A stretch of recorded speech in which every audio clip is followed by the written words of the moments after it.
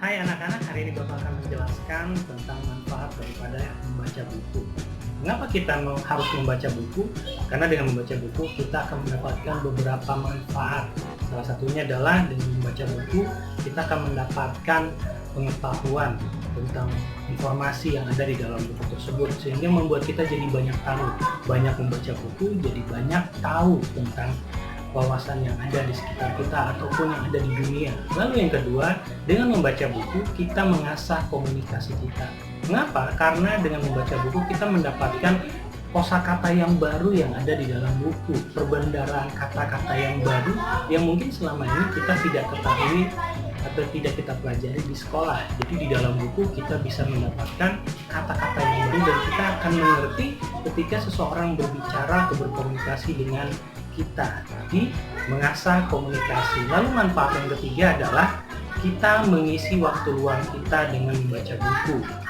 Dengan mengisi waktu luang kita membaca buku, kita sebenarnya sedang menginvestasikan diri kita untuk suatu hal yang baik dan benar. Pengetahuan yang kita dapatkan itu suatu saat akan kembali kepada kita, kembali akan kita ingat. Lalu yang berikutnya, yang keempat adalah melatih daya pikir. Ketika kita membaca sebuah buku, sebuah cerita, kita bisa menganalogikan atau kita bisa mengekspresikan diri kita sendiri di dalam cerita tersebut. Kita masuk dalam cerita tersebut. Misalnya, kita membaca cerita tentang si Pitung. Ketika kita membaca cerita tentang si Pitung, kita sedang mengimajinasikan diri kita sebagai seorang pitung yang melawan penjajah, melawan Belanda dengan ilmu silat Betawinya.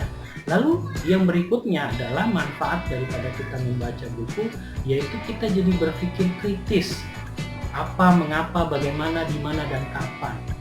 Seperti misalnya kita berpikir tentang pelangi. Ketika kita membaca tentang pelangi, kita di situ akan dilatih untuk berpikir kritis. Apa itu pelangi? Bagaimana pelangi itu? Mengapa disebut pelangi? Mengapa terjadi pelangi? Kapan terjadinya pelangi? Dan di mana kita bisa melihat pelangi? Sehingga itu akan membuat kita menjadi kritis, berpikir kritis, menemukan satu kebenaran yang final, yang faktanya tidak akan bisa dibantah lagi. Lalu yang terakhir adalah dengan membaca buku, kita bisa meningkatkan nilai akademis, nilai prestasi kita di sekolah, nilai rapor kita bisa bagus karena kita banyak membaca buku. Oleh karena itu anak-anak, pada hari pendidikan tanggal 2 Mei hari ini, Bapak mengajak kita semua, mari kita semua membaca buku. Biasakan membaca buku, biasakan membaca buku sebanyak-banyaknya supaya kita ikut serta di dalam membangun masyarakat Indonesia yang cerdas seperti yang tertuang di dalam pembukaan Undang-Undang Dasar Negara Republik Indonesia alinea yang keempat, yaitu mencerdaskan kehidupan bangsa. Dengan membaca buku, kita mencerdaskan kehidupan bangsa. Selamat Hari Pendidikan.